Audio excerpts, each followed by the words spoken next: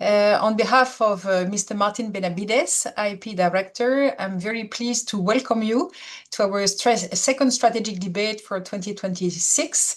And so let me take this opportunity to thank our partners, the UNESCO SDG 4 Global Education Cooperation Mechanisms, the Association for the Development of Education in Africa, ADEA, for helping us to make this series a success.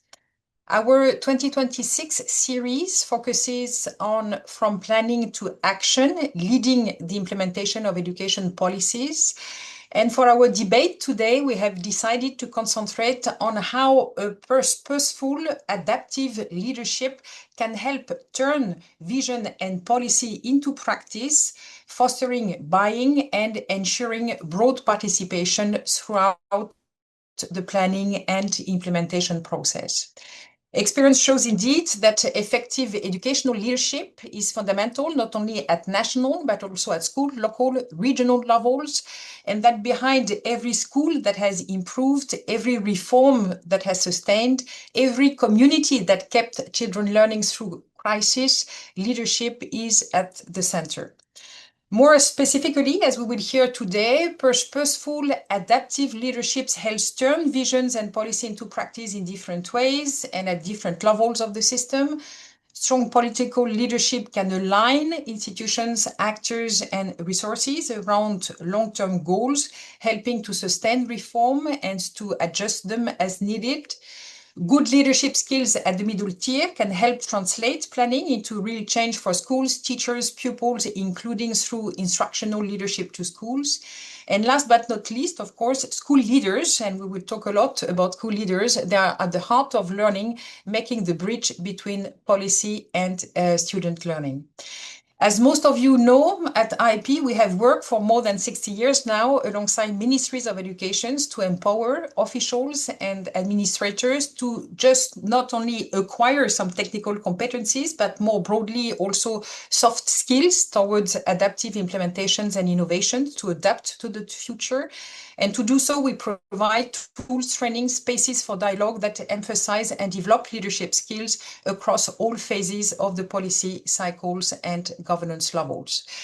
And so today's event is part of our commitment to promote effective leadership at different levels. It's combinations of activities that we have currently around this topic, including a new leadership for implementation framework that we have just published, a training on leading for implementations, research related to middle tier leadership, school leadership policies, or women in a situation of leadership. Some of this is going to be shared with you today. But for this debate, more specifically, well, we have designed it as a space for you to reflect, to exchange on what it means to be an educational leader with a minister who has invested in leadership in her country as the axis for improvement, on the community-centric approach of Pacific Island states, on women's school leadership, and also on leadership at the school level across different African contexts. So to help us kick off today's sessions and help us better understand how leadership, including women's leadership, can contribute to successful policy and plan implementations across all key dimensions of policy development, I'm very pleased to welcome 5 very distinguished speakers that have kindly agreed to share their expertise with us on this important issue. I'm delighted first to welcome Her Excellency Sonia Parag to this panel. Minister Parag is the Minister of Education of Guyana. She brings with her a wealth of experience as the lawyer, parliamentarian, dedicated public servant. She previously served as Minister of Public Service and more recently as Guyana's first female Minister of Local Government and Regional Development. Our next speaker will be Manos Antoninis, who has been the director of the Global Education Monitoring Report since 2017, the GEM report. He has been responsible for the monitoring section of this report previously, have been involved in many activities related to that, including, for instance, the World Inequality Database on Education. And among many other things, he coordinated one of the recent issue of the Global Education Monitoring Report 2024-2025, which was dedicated to leadership in education, lead for learning, that he will introduce to us. Our third speaker is Michael Noah, who is a team leader for policy and research within the Education Quality and Assessment Program, EQIP, based in Fiji, part of the Pacific community, and he will introduce to us this Pacific regional organization. He has been dedicated a lot of work on leadership issues, working especially on Pacific regional leadership standards, and try to promote leadership practices that are more responsive to local cultures. Our first four speakers will be Mamadou Lamine Sow. He's currently working for the ADEA, the Association for the Development of Education in Africa. He has been also working previously with USAID, with the UN, with UNESCO regional offices in Africa, and he's currently the policy strategic advisor for the African Center for School Leadership that will have the opportunity to present to us. And finally, I'm very pleased to welcome Dr. Drissa Ouattara, who is the Director of Human Resources at the Ministry of National Education, Literacy and Technical Training from Côte d'Ivoire, and who is going to present to us the very comprehensive strategy developed by his ministry to promote female leadership at different levels of the education system. So in terms of the organization of this session, so each speaker will have about 8 minutes for the presentations, which will be followed by a short roundtable. And then online participants, you will have the opportunity to raise questions through the chat. So without further ado, I'm going now to hand it over to my colleague Manos first to kick us off through the different dimensions of leadership to take into account as part of our discussion today. So over to you, Manos. Thank you so much, Miriel. And really, it's a great honor to be here with you. It feels better than being in the World Cup with all people joining from all over the world. Indeed, thank you very much for the introduction. I will take you through some of the big picture issues that the 2024-25 cycle of the Global Education Monitoring Report covered, and it's through its focus on leadership. As you rightly said, the report was called Lead for Learning, and that was intentional because we wanted to highlight this big change that has happened over the last few years in thinking of education leaders as leaders who should first and foremost care about improvements in learning outcomes. But we also felt that there was a risk by doing that would be somehow narrowing the scope of that particular report. So we therefore focus our regional and thematic editions on other objectives for which school system and political leaders should really be careful about. So our edition on Central and Eastern Europe, the Caucasus and Central Asia, focused on leadership for inclusion, for instilling an inclusive ethos in schools. Our report on Latin America focused on distributed leadership, how leaders share their responsibilities with others as an important test case for also promoting democratic school management and a democratic ethos in schools. Our report on East Asia focused on one of the newer tasks that has fallen on the shoulders of education leaders around the world, which is, of course, the challenge of digital transformation and how school and system leaders are prepared to contribute to such reforms. And then our Africa report, which is part of the Spotlight series, returned to the issue of instructional leadership, but especially on the challenge of early grades, given the major, particularly linguistic challenges that the continent is facing. And then our thematic editions focus on women's underrepresentation in school and general education leadership, and our youth edition on the role that youth can play in by being engaged in education decision making. I think that will become a little bit clearer when I put some of the core ideas behind this report, so the global report, at least in context. First, as you may have gathered, we thought of leadership in the broadest possible definition, that it covers not only what happens in schools and around schools, but also at the system level, which we meant the civil servants who are responsible for implementing reforms and managing the system, and also political leaders, those who at the end of the day are not just the politicians, but all those who shape the direction of the system. At the end of the day, leadership is a process of influence whereby uh, several people move in the same direction, but how that direction is defined is a political process. That's why political leadership should be understood very broadly. Another major starting point for the report that we needed to shift emphasis in leadership from what happens often in management literature, the focus on charismatic individuals, to what systems can do to ensure that the right people are in the right place. And that becomes even more difficult because more and more tasks are added to education leaders' lists, and that happens without preparation. We had three core recommendations: that we need to trust and empower those in leadership positions. We need to professionalize their tasks. We need to insist that they share the responsibilities with others. And in that sense, these are three recommendations that apply to both school and system leaders. But we had an additional recommendation on system leaders because we felt that they are really entrusted with major responsibilities for, as I said, reform implementation, but also quality assurance. And yet they're insufficiently prepared and their functions are often outsourced or transferred to others.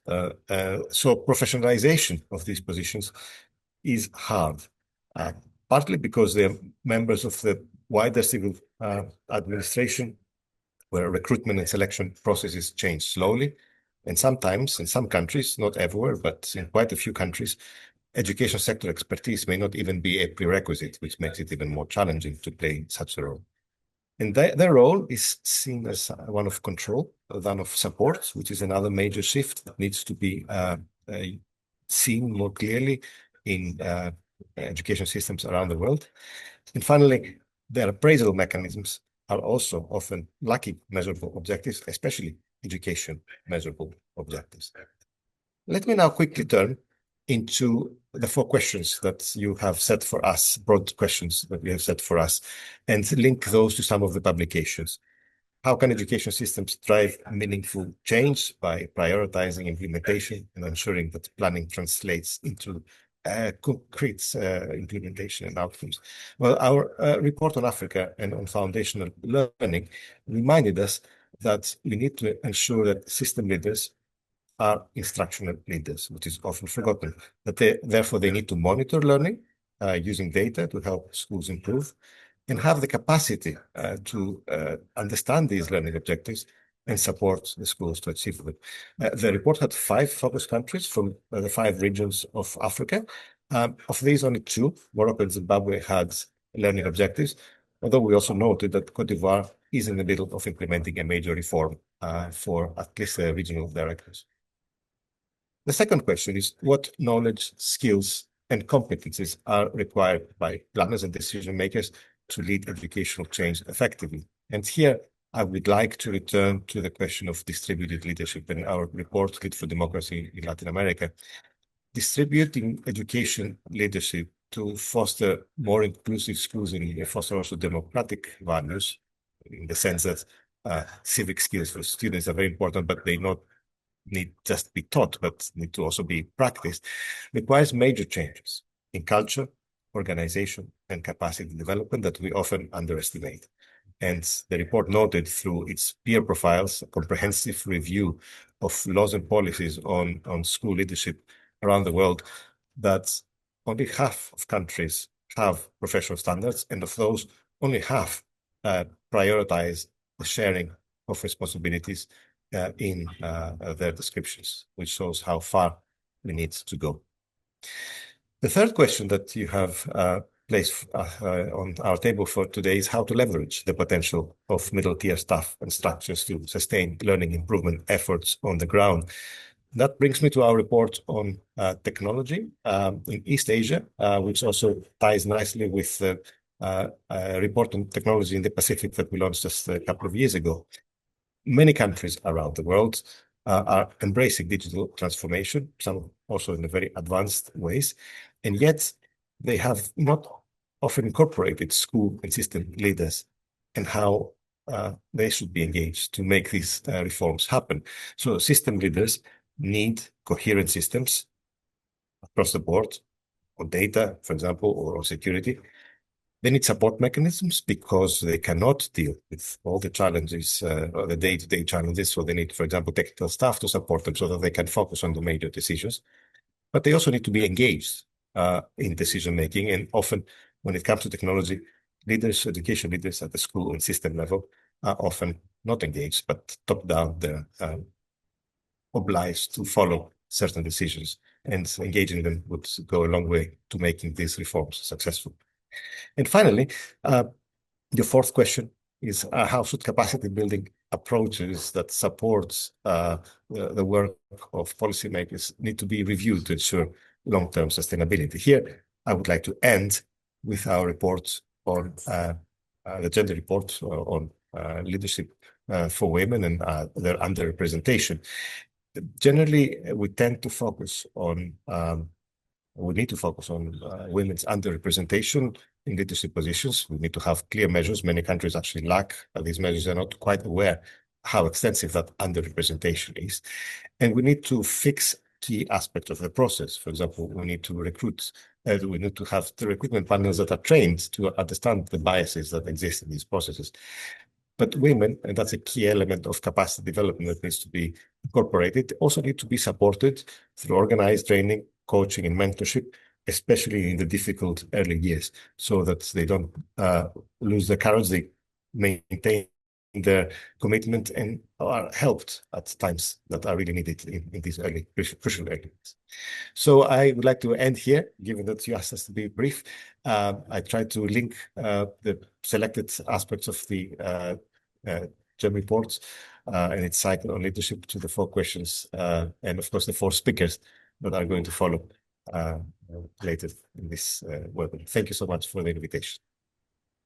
Thank you so much, Manos, for this presentation. Of course, we have put the links to the general report and also to the thematic reports in the chat so that all of our participants can have a direct access to it.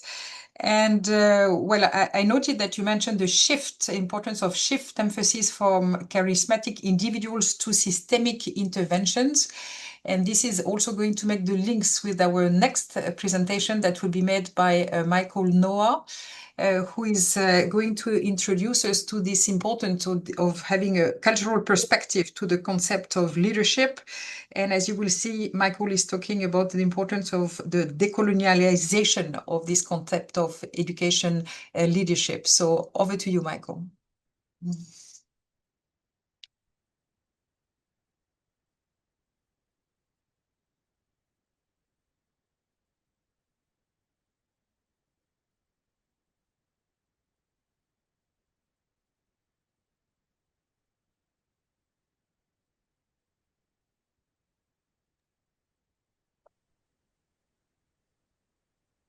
Are you able to see my screen, Maria? Yes, if you can put it in full screen, and it will be perfect. Lovely. Good morning.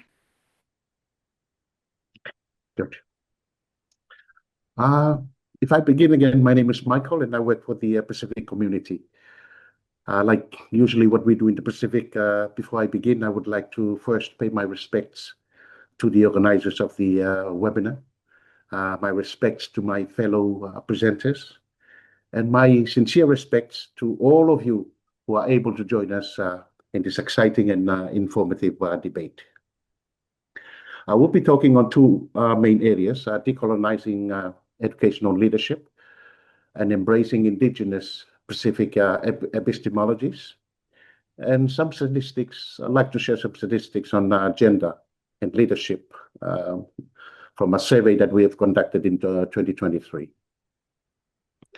Well, a bit about the Pacific community. It's a principal scientific and technical organization in the Pacific.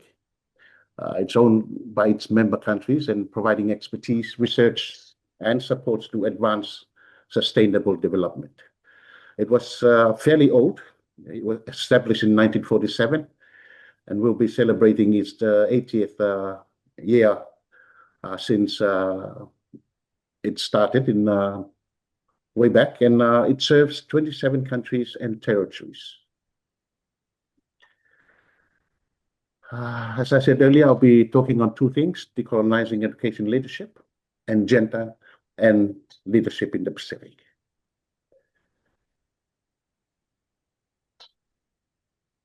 Recently, we've revised our initial leadership school standards for the Pacific. And it's a transformation that we are shifting towards a more compliance to culturally grounded relational practices, and emphasizing on shared visions. This approach challenges Western hierarchical models, positioning leadership as service, stewardship, and cultural renewal. It was also an important opportunity that the reorientation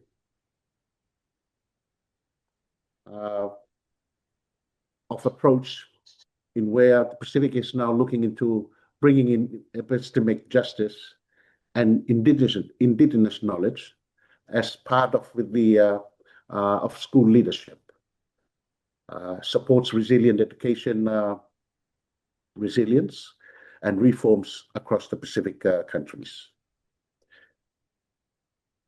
For ministries of education, this means moving beyond policy design alone to focus on how leadership capabilities can enable effective implementation across all levels of the system, from national planning to classroom practices, while ensuring alignment with Pacific values and realities.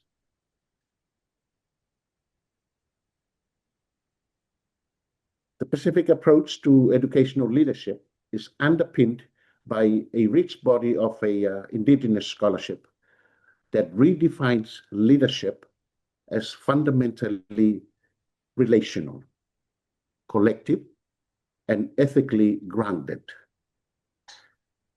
Specific scholars such as those whom I have listed on the slide, Hawofa,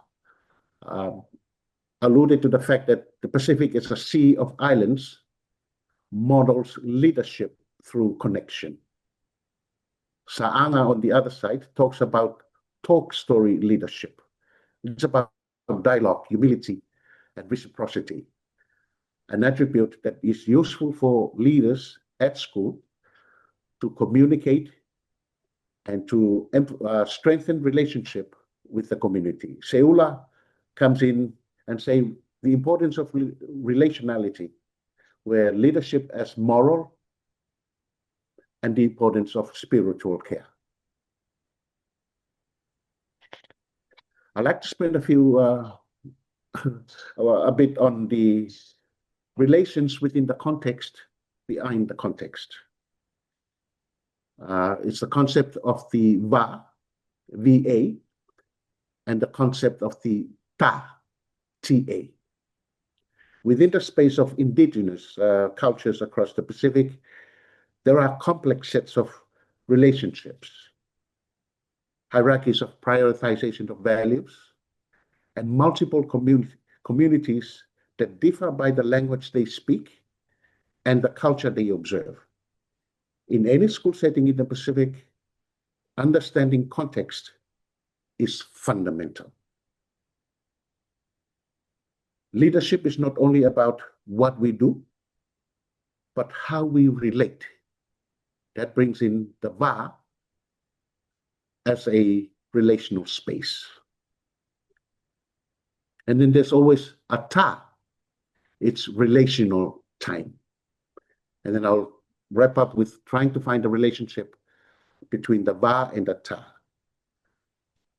VA, as is relational space, refers to the meaningful relational space between people, groups, and environments. It is not empty space, but the space that connects, holds, and gives meaning to relationship.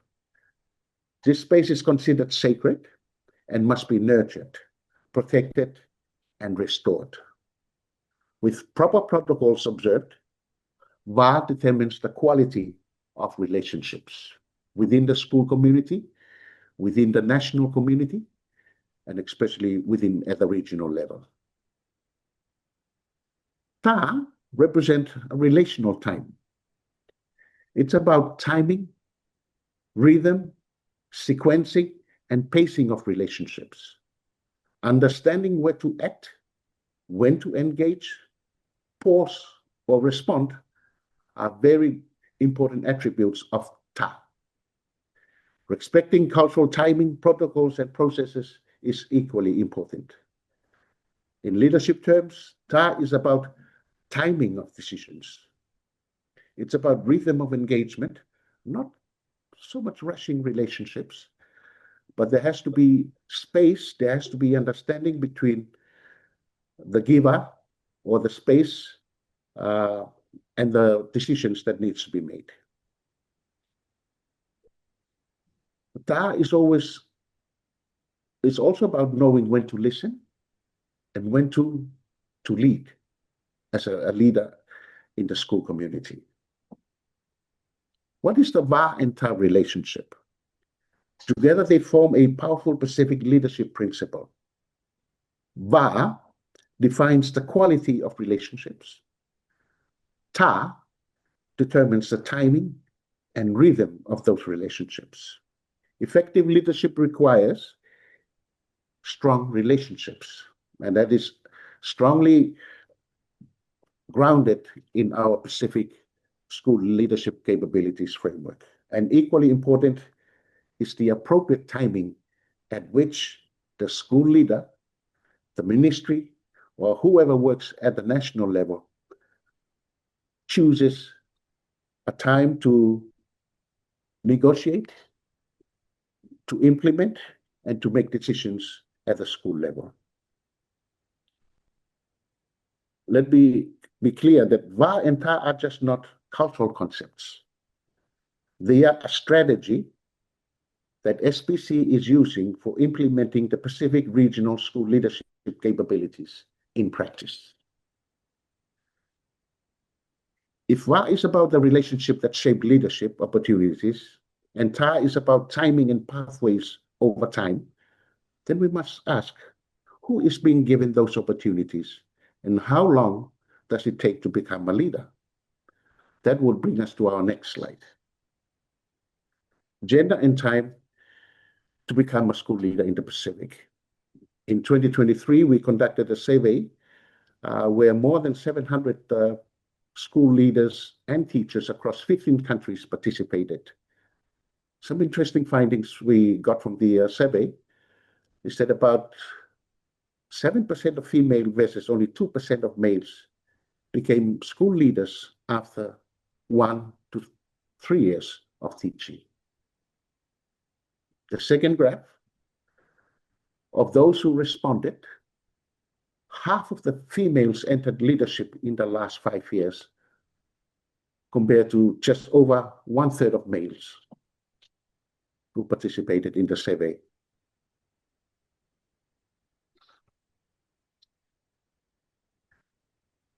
In terms of the duration, and they've been in the leadership roles, twice as many males have been leaders for a long time. As you can see, 9% of females and 18% of males. While the previous slide suggests that women may be entering leadership more recently and more quickly, this slide suggests that long-term leadership tenure has historically been more male dominant. But the question then begs to ask, what factors might affect women's long-term retention in leadership roles?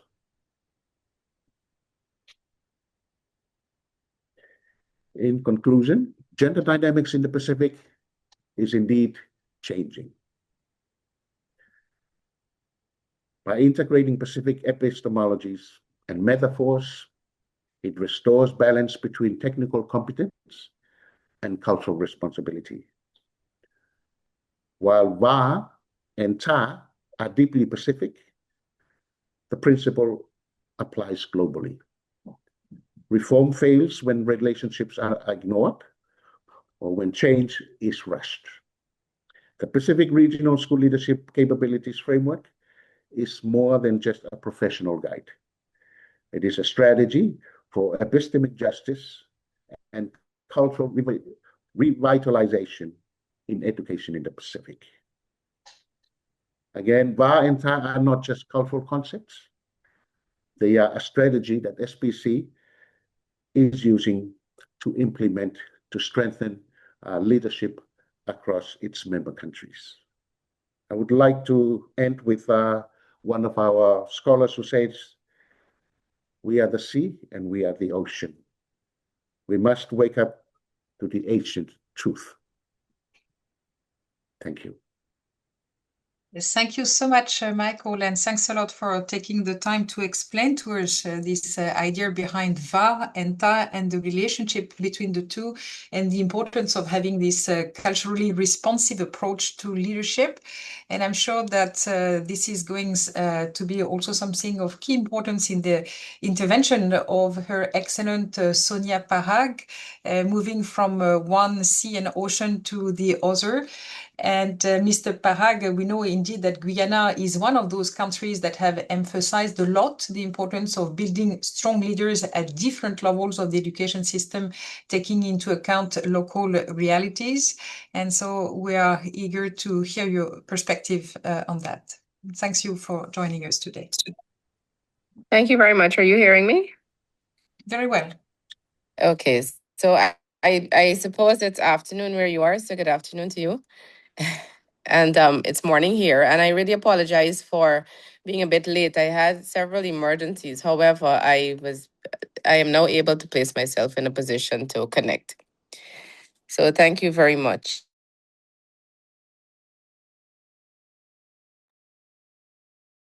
You're muted now. You muted yourself, I think. Are you hearing me now? Now it's okay. Right. So I don't have my PowerPoint presentation as I had planned to, but I do have a presentation. So should I just go ahead with that then? Yes, please. So thank you. So I believe the first question that was asked of me is drawing on my own experience, whether leading a ministry, monitoring reforms globally, advancing gender equality and leadership, or working across African education systems. If I can share a specific moment when leadership made a tangible difference in improving learning, particularly in resource-constrained environments. So first of all, in Guyana, there are several moments, I think, over the last 6 years that are defining for us, especially in the education sector. One of those would be every time we passed a national budget. We have strategically and deliberately placed in our fiscal space monies to be able to, one, construct schools, which I think is very important towards equality and the distribution of resources equitably.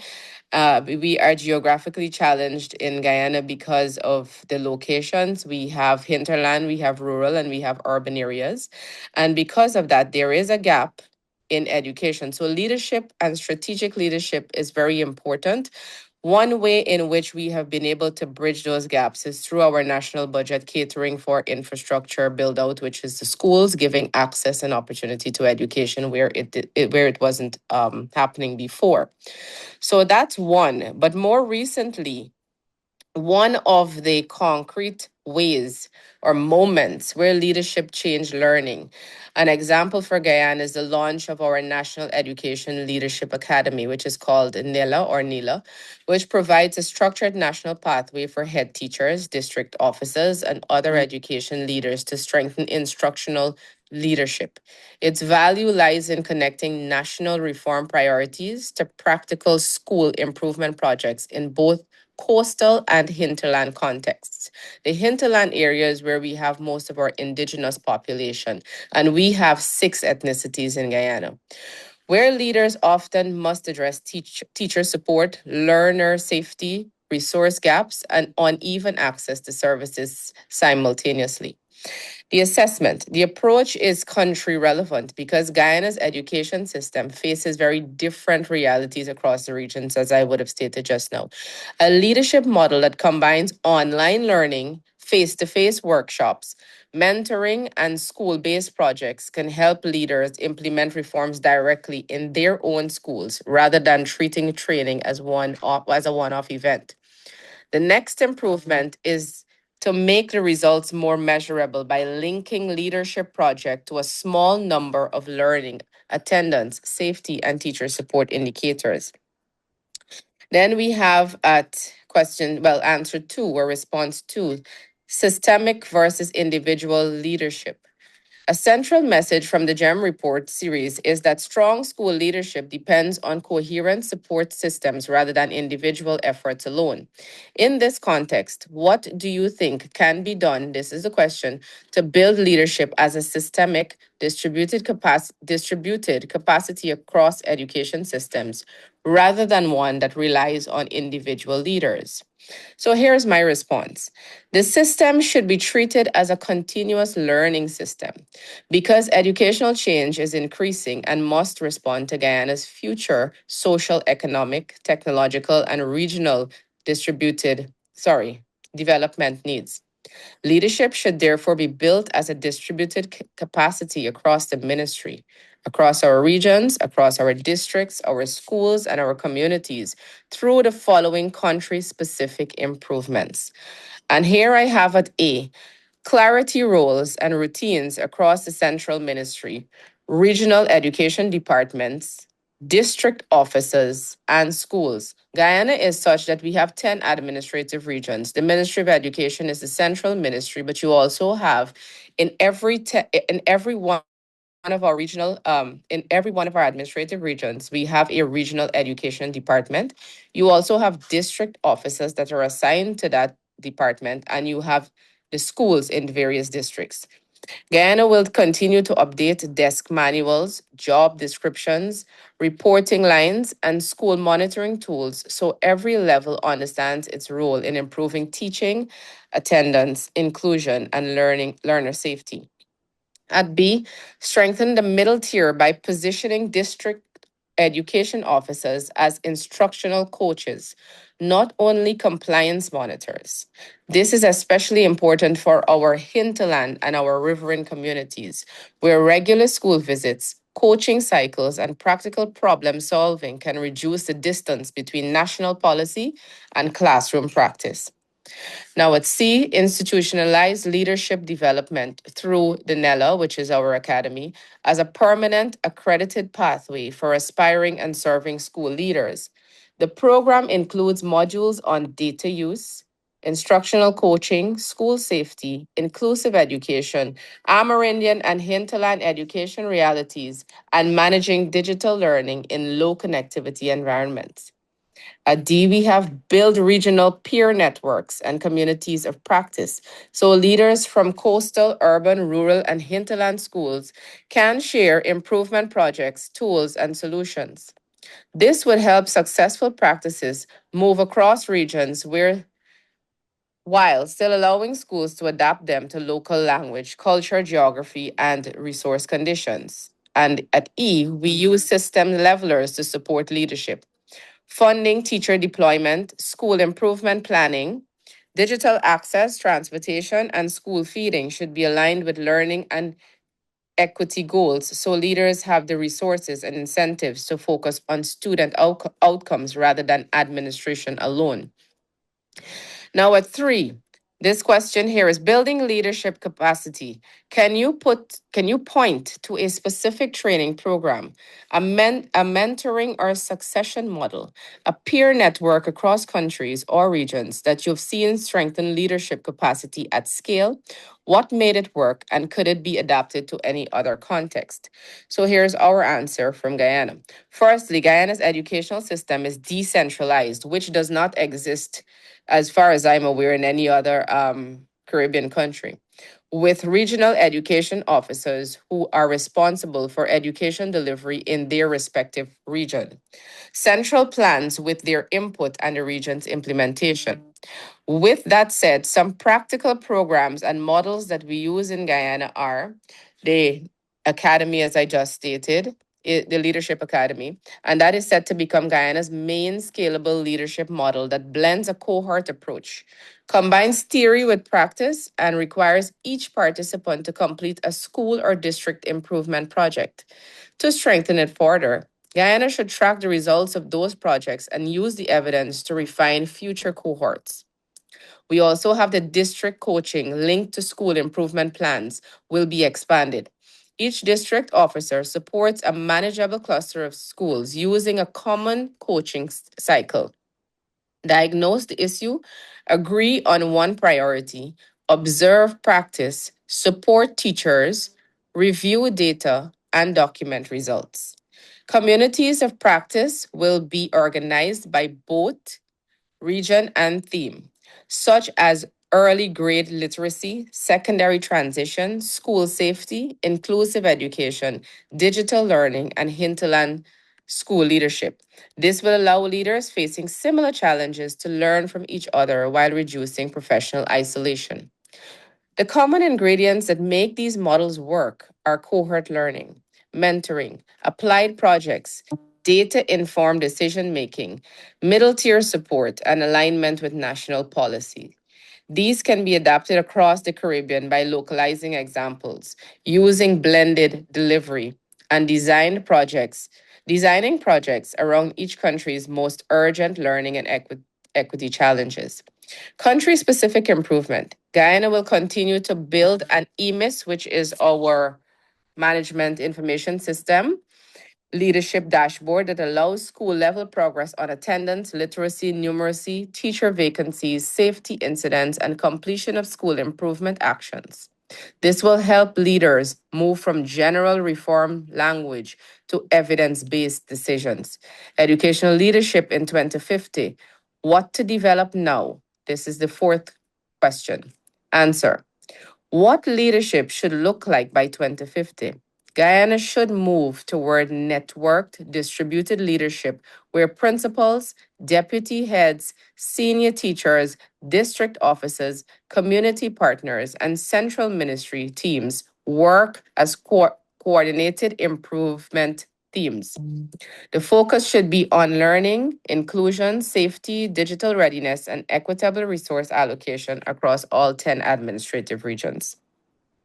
Skills to develop now include instructional coaching, adult learning, data literacy, change management, policy translation, inclusive education, school safety, digital leadership, and culturally responsive leadership for Amerindian, which is our indigenous community, our migrant population, our rural population, our riverine, and our hinterland communities. These skills should be built into leadership standards, promotion criteria, and continuous professional development. What we would like to see in practice. A head teacher in a particular hinterland school completes an academy project on early grade reading, coaches for teachers over one term, use simple reading checks to monitor progress, work with the communities to improve attendance, and share the tools through a national community of practice. That cycle turns leadership training into measurable learning improvement and creates a model that other schools can adapt. And this concludes my presentation. And I hope that with the four questions that were posed to us, that we were able to give you the sort of information that you are one looking for, but more importantly, these are the things that we're actually working on here in Guyana. And I think while we have so many other defining moments, like I said, this academy is one of our most important in terms of providing leadership and the kind of leadership that we want to see in terms of measured progress in our school system and our education system. There is one other thing that I would like to mention that is in keeping with contemporary times and where we see our country in another 10 to 20 years. And our president was quite bold enough to launch the first of its kind, I think, in the Caribbean, which is our Guyana Digital School. It's a standalone school. And given that all of us face the consequences of COVID and what COVID would have done to us globally in terms of disruption in the learning process and setting our children back years back in terms of learning loss, we thought it was great to have a permanent standalone school that is digital, completely digital. So if we're ever faced with something like that again, we will not be experiencing, or at a very minimal, at a minimum, would be experiencing zero or very little learning loss. So that digital school applies to all of the content that we are teaching face to face, but you have the option of going there, but it can also be a reinforcement, and it's open to all of the CARICOM as well, which is our entire Caribbean. So that brings me to a close of my presentation. I want to first of all thank you very much for your patience. I am so sorry that I am late, and I apologize to everyone on the platform here today. And thank you for holding on for me so that I would be able to give my presentation. Thank you. Yes, thank you so much, Minister, for making the time to be with us today and for responding in such a detailed and systematic way to all of the questions that we have shared with you. This is very much appreciated, and I'm sure that many people would like to learn more about the NELA initiative, and my colleagues have provided some links on the details of it and the different subcomponents of the training and capacity building that is currently built in your country. And it was very interesting to hear about how this is combined also with the reflections on the importance of leadership standards, of reflecting also on career pathways. And so this is going to make the connection with our next speaker, that is Lamine from the ADEA, who is going to bring us to a totally different context, which is the one in Africa, and not to a leadership academy, but to an African Center for School Leadership, Right. to bring the perspective of ADEA on those issues. So over to you, Lamine. Thank you very much, Muriel. You will understand that it's not easy for me to speak after Her Excellency Minister Sonia. So good morning, good afternoon, good evening, and wherever you are in this world. My name is Mamadou Lamine So. I'm the Policy Strategic Advisor on the African Center for School Leadership Initiatives, which is carried out by 4 organizations, VVOB, ADA, ESA, and then FAWE.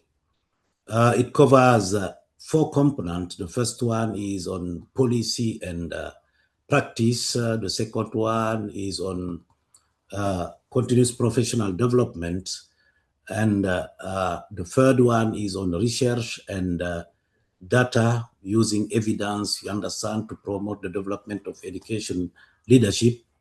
And then the fourth one is on coordination, communication, and knowledge sharing, and with gender being cross-cutting with a strong gender lens. So I'm going to speak from the perspective of the mapping exercise that was done by ACSL in 7 countries in sub-Saharan Africa. What I would say, next slide, please, is that leadership, school leadership is one of the best levers for transforming education.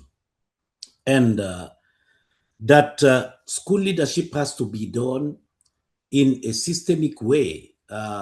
It is not designed as one project. It has to be a lot of pillars linked together for the provision of results that will be ultimately linked to student learning outcomes.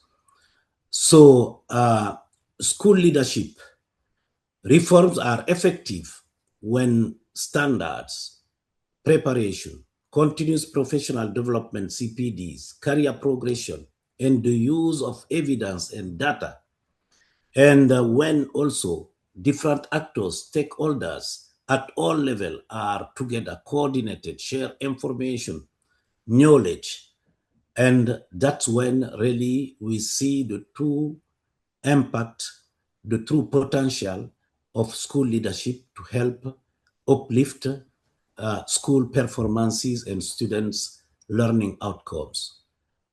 So you see that also school leadership can be effective only when it is linked to planning, making sure that when schools develop their school improvement plans, that school leadership, effective school leadership is there to help set the strategic vision, and also to make sure that when countries develop their education sector plans, when countries do their joint sector education reviews, that they set up some indicators that track the efficiency, the effectiveness of school leadership at all levels. Next. Next slide, please. Okay. You see, I have told you that my presentation will focus on the mapping process that have been done by ACSL in the countries where it is piloting these initiatives, mainly in sub-Saharan Africa. So we did it in 8 countries, but here you have seen that the comparative snapshot covers 7 countries, such as Rwanda, Tanzania, Uganda, Sierra Leone, Malawi, and then Liberia. You will see from this table that we have some good practical signals. I would say signals because even if countries have made some significant progresses, but overall, the mapping process revealed that there are still some gaps, some shortcomings to be addressed across the 4 focus areas, which are policy and practice, I said it, continuous professional development, research and data use, but also coordination and communication. So if, for example, in the case of Rwanda, you will see Rwanda has developed really a very good policy standard on school leadership, even if at certain point you will see that it is difficult to establish a clear link between the continuous professional development programs and link it directly to the career progression pathways, whereas this is a very important point to make sure that leaders are well prepared and that they advance based on criteria, and then that also they are motivated along the way.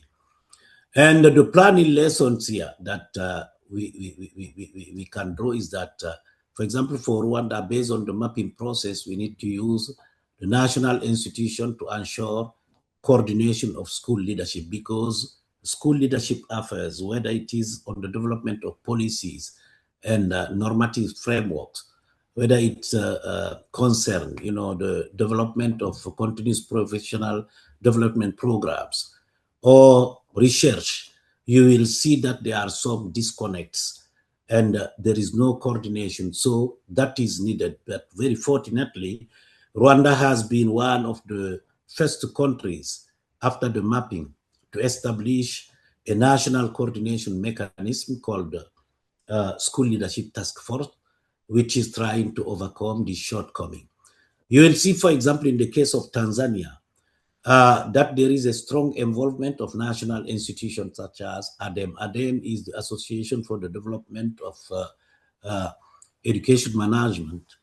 There is also the existence of the School Leadership Manual, and there are some communities of learning that take place, but also there are some gaps like how to introduce, CPD, and how to do an induction program for newly recruited teachers, which is not systematically done like they do it in Rwanda.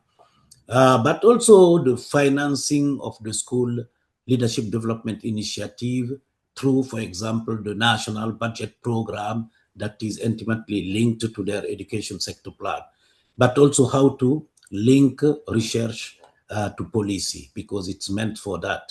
In many countries, you will see that they conduct research, but research is not really linked to policies and doesn't serve necessarily for planning, resources allocation, and decision making in the education, within the education sector.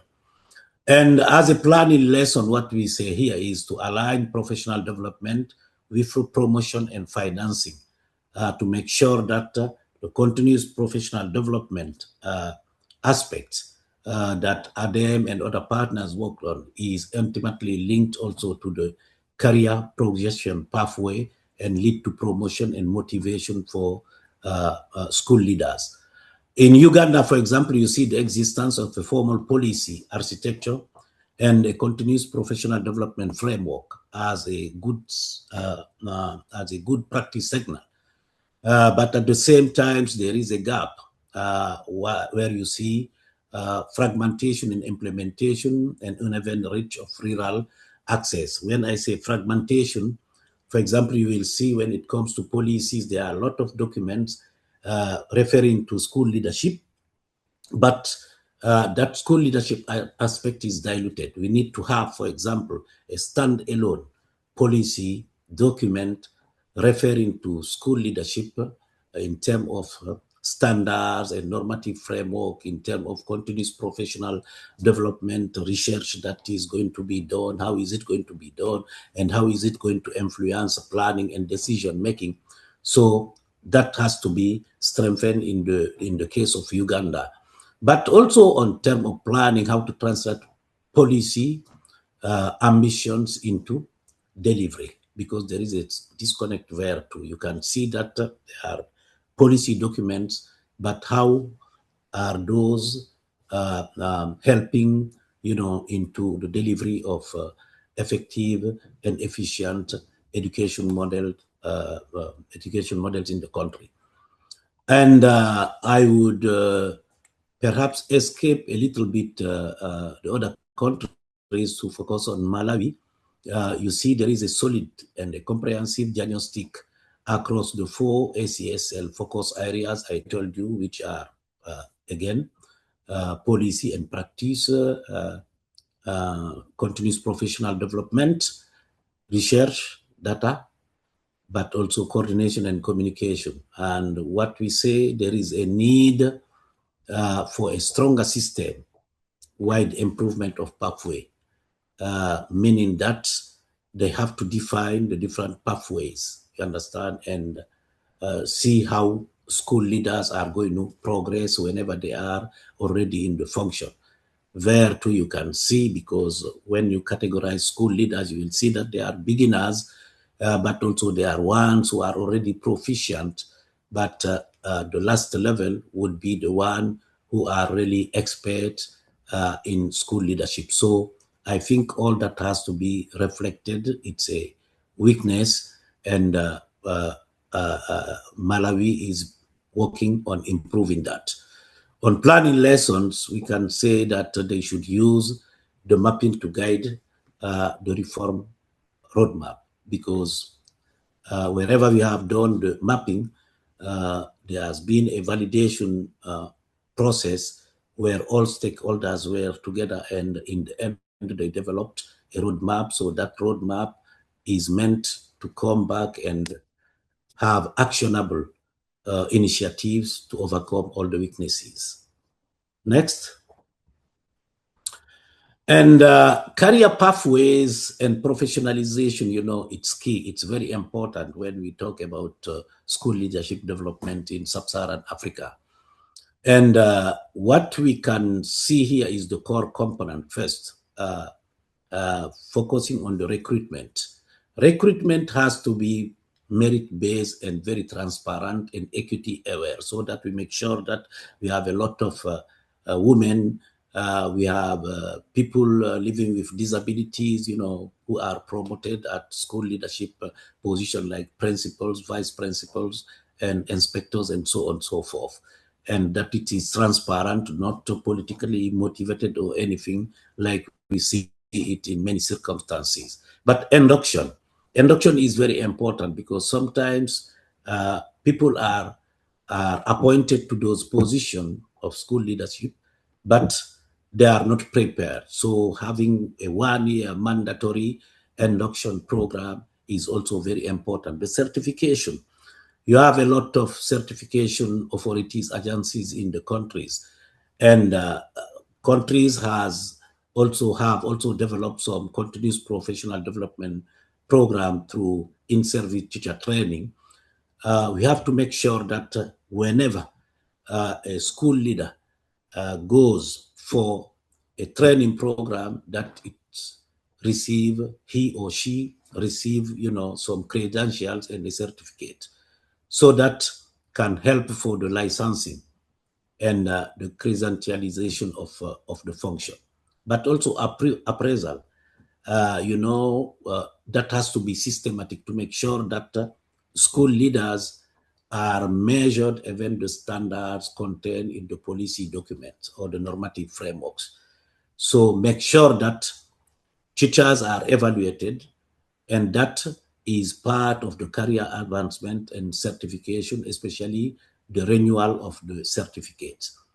And also the promotion are linked to continuous professional development and to professional recognition. Next. Maybe in 2 minutes, to allow Okay. in time for the next speaker. Yes, research and evidence generation. This is very important to make sure that research, it doesn't remain just in reports, that it is integrated into the school leadership indicators, into education management information systems, CPD monitorings, but also in the inspection tools, and make sure that there are indicators that are developed and that can be used during the joint education sector reviews. That is very important. Next. And here, gender equity. We want to make sure that gender is intentional. It is not an add-on. It is a system design requirement. When you take the policies, make sure that they are very gender sensitive. When you do the recruitment and deployment of teachers, make sure that there is a positive discrimination to attract women and to keep them in leadership position. Have mentoring and coaching also to be very equitable, and to attract women and to promote them, and to make sure that gender is also linked to school safety and safeguarding learner well-being, because we know there are a lot of studies that have shown that where you have a leader gender in a school, usually there is a better performance of the schools and a better improvement of learning outcomes. So we need to take gender very seriously and intentionally. Next. Now, we have 10 practical actions for ministries and partners. The first one is to adopt or update the national school leadership standards. Every country should do that. And then to define school leadership as a professional function, not only as an administrative role, especially in the Francophone countries where there is a mix-up between management, school management, and leadership. Management, you can manage, inventories. You cannot manage people. People and institution has to be led. So focus on the preparation and appointment of school leaders, and also make induction mandatory for newly appointed leaders. I think I've talked about that. Build continuous professional development pathways linked to school improvements. So make sure that there are indicators that are in the CPD pathways that really are linked to the improvement of schools and then student learning outcomes. And establish coaching, mentoring, and professional learning communities that also should be part of it. And link CPD to appraisal, certification, and promotion. Track gender equity, rurality, and inclusion. Embed leadership data into EMIS, inspection, and sector review systems. And 9, create a national coordination mechanism or technical working group to make sure that all aspects related to school leadership are coordinated somewhere, and when that information is equally shared, and that there are community of knowledge established within countries and across countries. And then make sure to evaluate the impact on teaching, quality, learner well-being, and learning outcome, because that's the end. And school leadership and all what we do is really a mean to an end. End is to make sure that students learn and that learning outcomes improve. So this is the last slide. I'm sorry if I have been a little bit long, but thank you.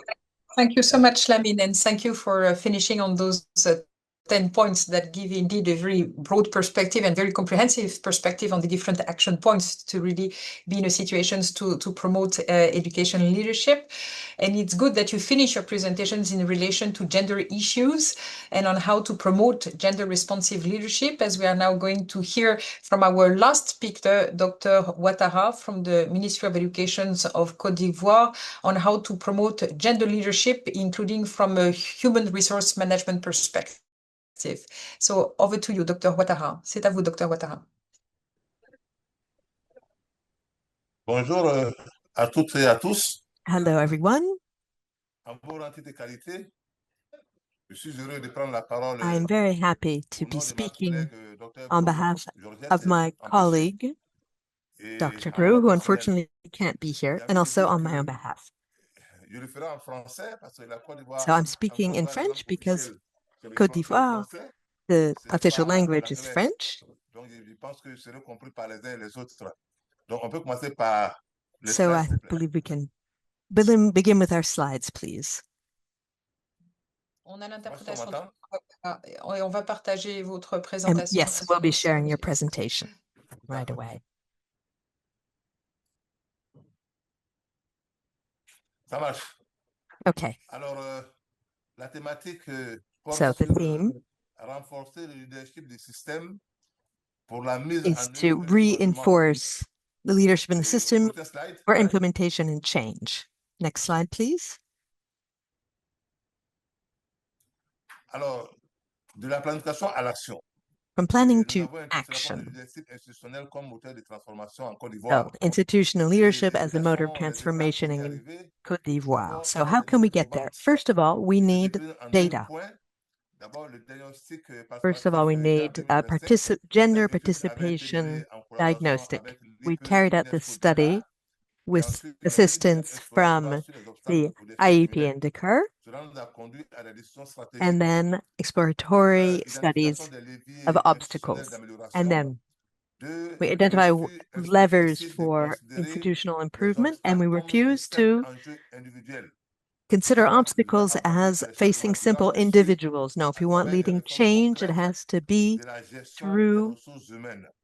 reforms Et throughout bien sûr, human resource departments. cela nous permet d'avoir une politique And this allows us to have a qui fait évidemment policy compte du genre et en prenant en which takes compte gender toutes into ces données. account. Prochain slide. Next slide, please.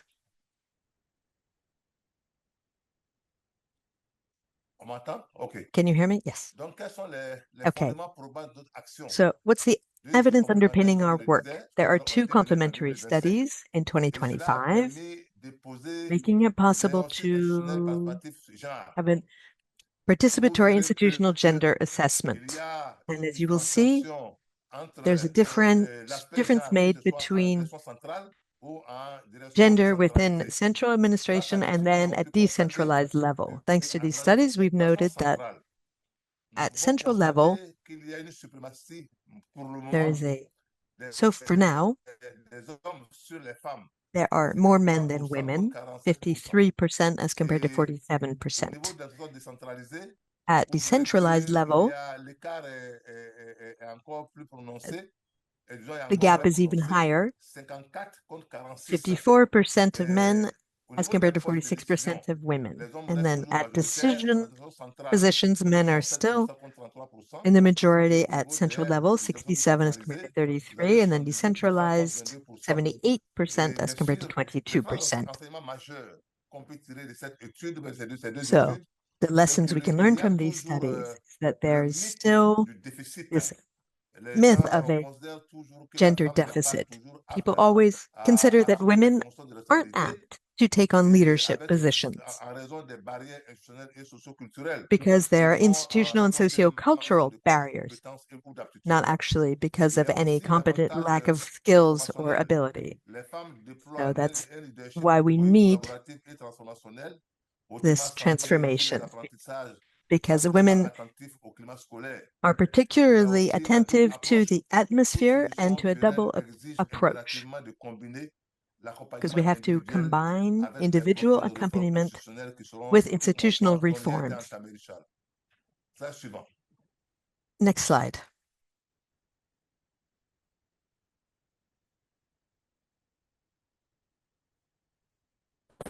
So here, given the results of these studies, we have 5 work strands in our national accompaniment plan. First of all, training and skills. We want to target the reinforcement of leadership and management abilities amongst women. Secondly, mentoring and networks. Women are starting to organize in networks to provide continuous support to each other. The third work strand is detecting talent. We have to identify people with the right profiles. Fourth is support in their work, institutional support to leaders already in position. And then fifth is administrative reforms, which would be to make changes to the regulatory framework. Next slide.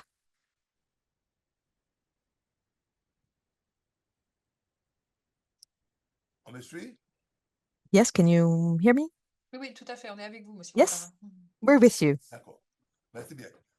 Thank you. So earlier, I spoke about networks and the impact on the ground.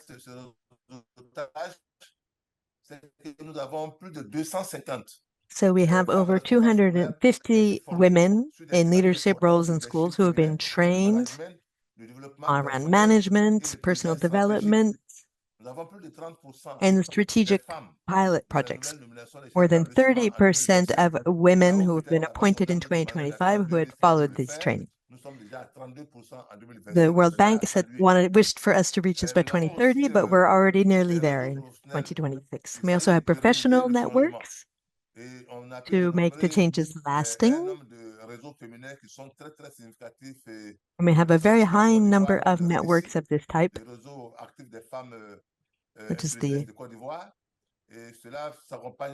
active networks, which provides peer accompaniment,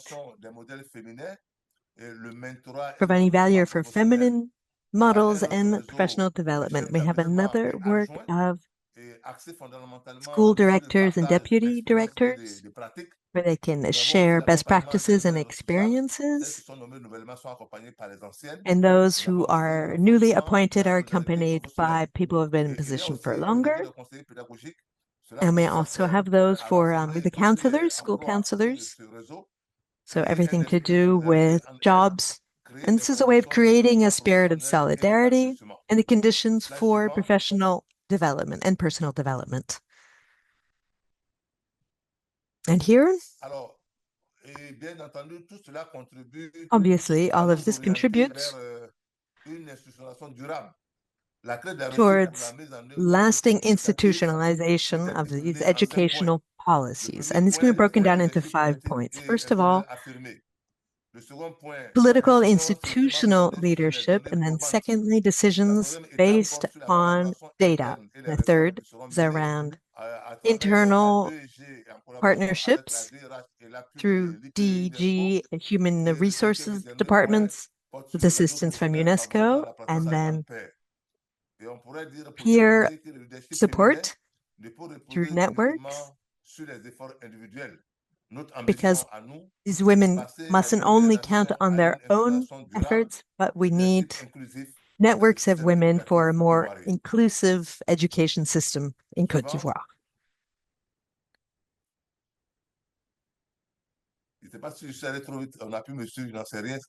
I hope you were able to follow me. I spoke very quickly, but I'm here to answer any questions should you have. Thank you very much for your kind attention, and we are here to answer any questions you may have. Thank you very much. And see you soon. Thank you very much, Mr. Ouattara. Thank you for making yourself available today to present the policy of the Ministry of Côte d'Ivoire on these questions. We don't have much time left for the debate, So I'll only take two questions amongst those that have been asked through the chat. So I'll ask to each of you. The first question English is that, well, there is some kind of commonalities, I think, among the different contributions that we have heard, talking about the importance of setting clear standards related to leadership, different types of capacity building activities at different levels of the systems that can be set in place, the importance of having a strong human resource management policy behind, different ways to organize peer and networking.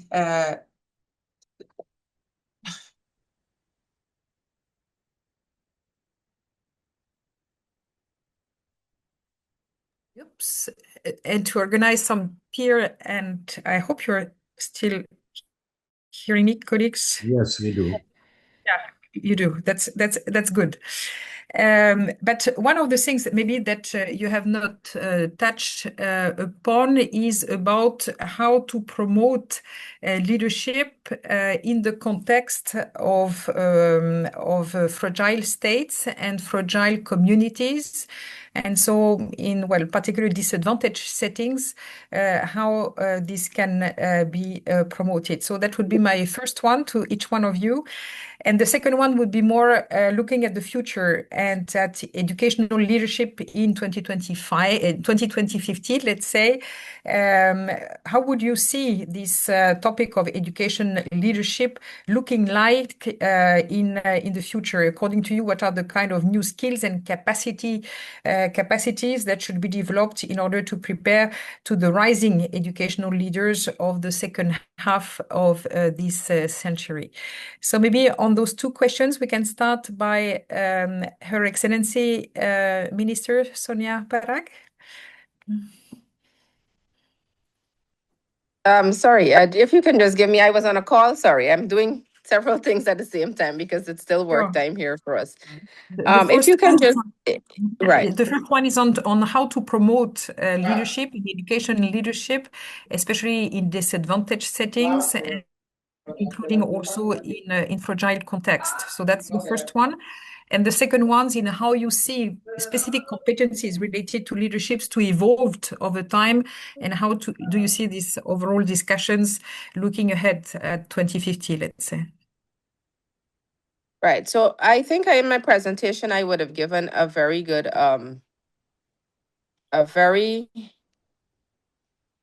breakdown of what we're looking at. Let me start with the second question first.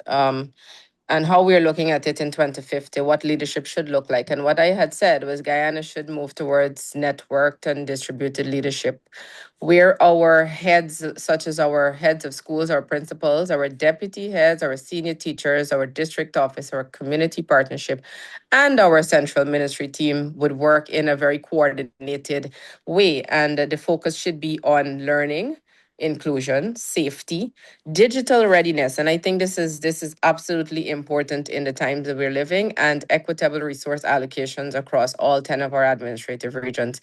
Those are what we will be focusing on going forward, and how we see ourselves in a better position by 2050 in terms of leadership. So these are things that we're working on right now, developing our capacity for our teachers at the moment in terms of leadership training. And that is something that we're taking by cohort. So we want to ensure by the time we hit 2050, we have many of our teachers in leadership positions, or they do have the capacity to exercise that leadership in a very strategic way in which we will see the learning outcomes that we desire. We will see a strengthened school system and an education system on the whole. So those are things that we're looking at. And if you can just repeat the first one, sorry. My internet is a bit, yes. Sure, on how to perceive these questions and how to approach this question of education leadership in disadvantaged settings and in, well, vulnerable conditions, let's say, and how to promote it still. Well, one of the ways in which we have, in terms of our vulnerable groups and our vulnerable settings, and we are vulnerable not only by our circumstances, but our location as well. And what we have done in Guyana is, like I said, in 5 years ago, And if we want to look at, because what we're looking at now with our digital school is trying to bridge that gap where we have access being given to our vulnerable groups. And I saw someone post a question in the chat as to how do we cater for those who are less fortunate. And those who reach out to us who are less fortunate and we want to give them that equitable access, we are providing and have been able to provide devices for them so that they can connect. The other thing is that one of our sectors, our telecommunication sector, is working to ensure that we have hubs in all of our regions and most of our communities so that they will have internet connection to be able to get access to the learning material that and resources that we will have on this particular digital school, as well as if you're moving beyond the primary and secondary school level to tertiary education. We launched in 2021 another flagship program, which is the Guyana Online Academy of Learning. It has 26 universities across the world on that platform, and we offer every discipline from remedial secondary examinations to technical skills certificates to masters to undergraduates. And so ensuring that our population and that the education reaches our population wherever they are. And that was the whole point of giving access. So that's how we have been. And I think technology, digitization is the way that we're looking at that kind of leadership, but also building the capacity of our leaders that we have here in the school system, even where and being able to deploy them to the communities to deliver that kind of leadership and strengthening the capacity of those who we have locally. Thank you so So much. thank you. Maybe over Thank you. to Manos now. Thank you very much, Minister. Thank you. You're muted, Manos. You're muted, Manos. Oh, No, you're muted again. I think someone was playing with me instead of me, so apologies for that. I think if we want to talk about the future, we need to also think about the present and how we build resilience into the system. And that's why my answer is relevant both to countries that are vulnerable and other countries. We know from basic statistics that despite our ambitions, the majority of system leaders actually are not even aware of the core tasks they are expected to perform because these are often not communicated. And evidence also shows that when leaders do not understand their tasks, then the impact on learning outcomes is negative. We also know other basics that those system leaders, local inspectors, for example, supervisors, who were better able to visit schools and how they were conducting these school visits had most positive influence on learning. So getting the basics right is important. And then there's a third resilience factor. Let's not forget that system leaders often come through the ranks of teachers. And if in the long term, the teaching profession continues to be undermined and appear less attractive to young people to enter into as a profession, then in the long term, we're going to suffer the consequences of that. So it's important to motivate people to enter the teaching profession, which is at the end of the day an entry point towards system leadership positions. And it's only there, and if these conditions are right, then we can expect system education leaders to go out of the way and do the right things, because it's also not just about ticking the boxes, which I just mentioned. It's also implementing other practices that really motivate staff. For example, promote school clusters. I think that would be an excellent activity. We have seen parts of the world where system leaders get schools together to collaborate, to exchange experiences, that these are coming up with better learning outcomes. But to see that happen, you need the right type of motivation and the right conditions. And unless we get those right, then it's difficult to expect more.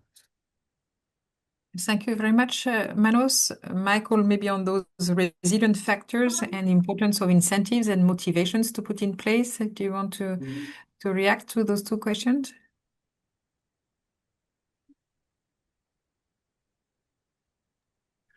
Thank you, Muriel. If I can go first, Madam. I guess I would like to relate an example, a school example that it might help frame some of the important concepts that I have shared tonight, or this morning, or this afternoon, of how one school principal was able to bring in males. It's very customary in the Pacific that whoever attends meetings or school meetings are usually women. Male seems to be on the sideline all the time. So after a few meetings, this particular principal, a female actually, found out that some cultural aspects is a barrier for bringing in all parents into the community meetings in regards to improvements, infrastructural improvements at the school level.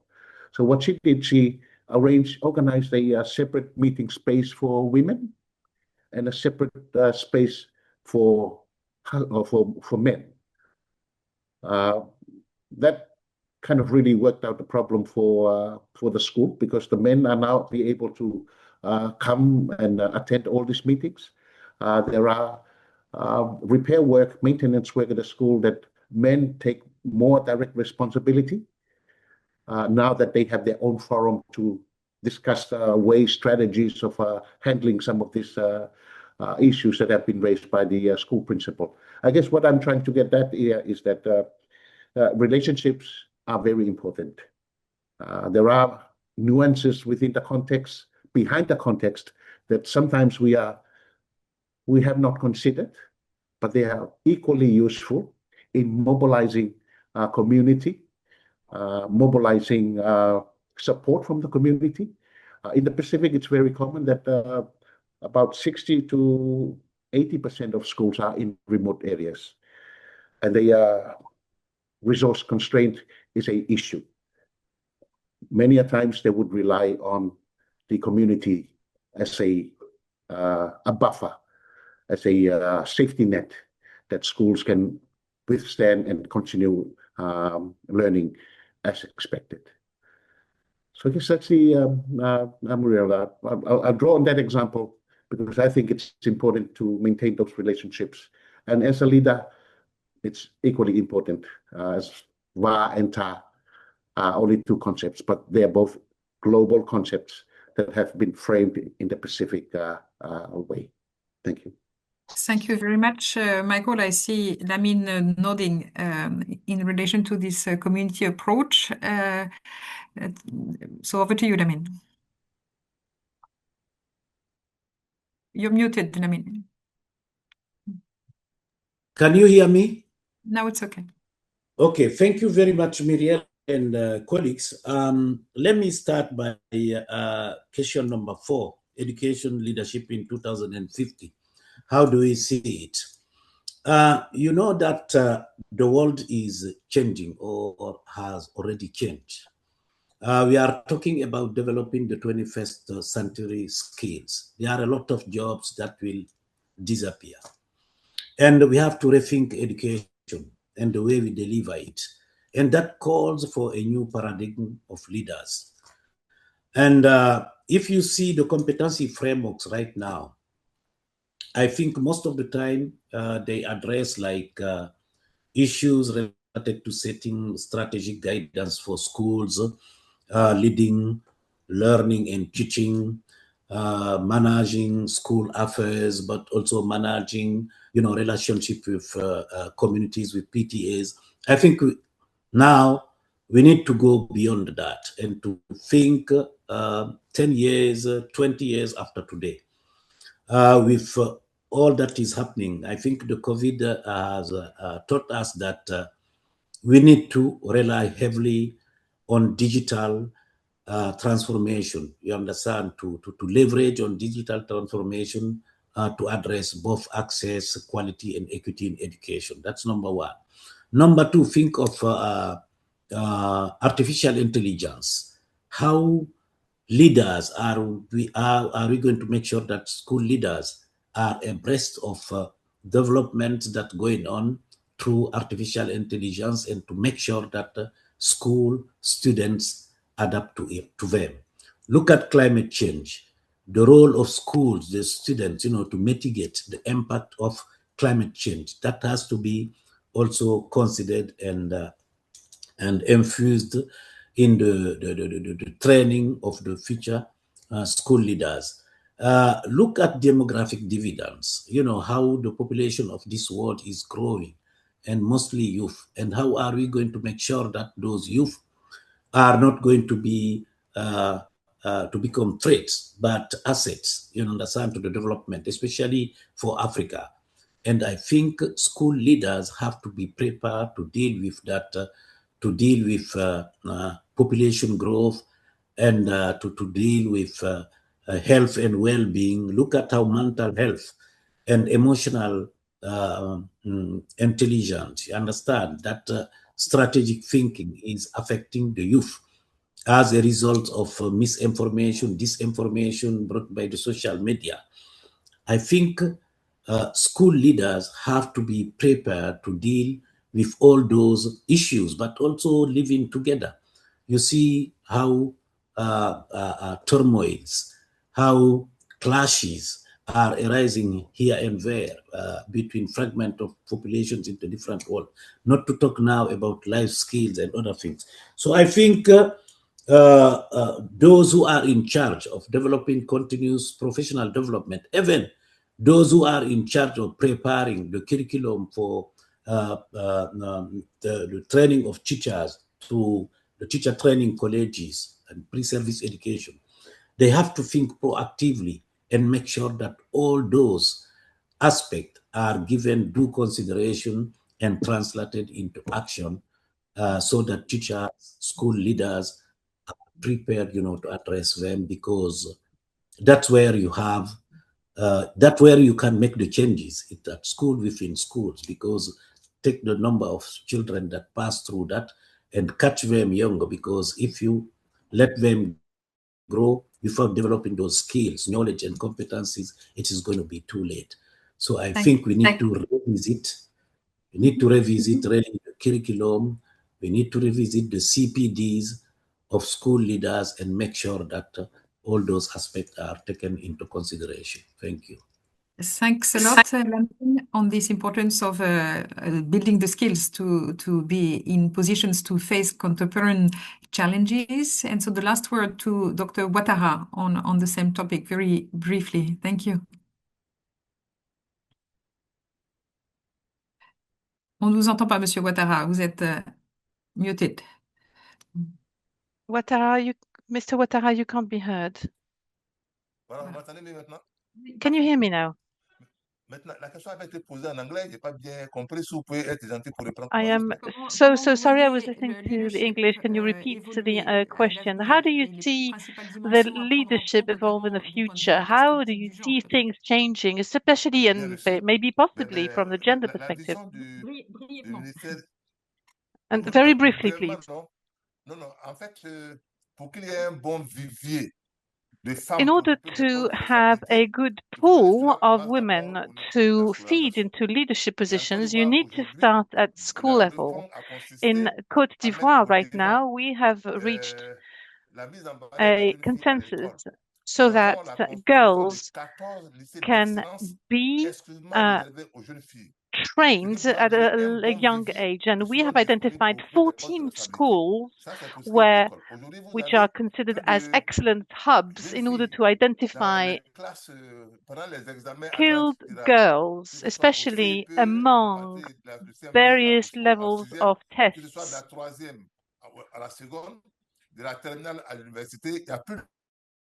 At various levels. We know right now that there are more female candidates than male candidates.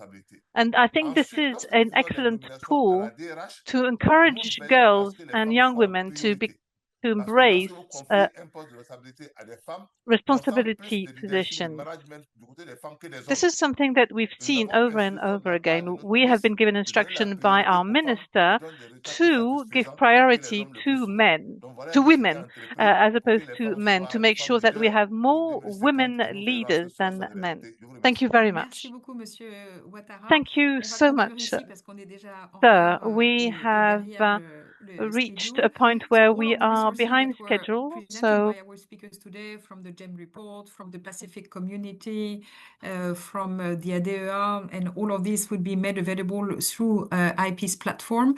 Unfortunately, we won't have the time to talk about a new community of practice that have been established under the IP that is dedicated to education leadership, following 2 seminars on education leadership that was organized by the Institute.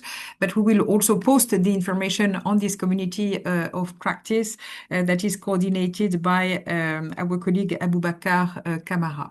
So thanks again for all of you for joining us today.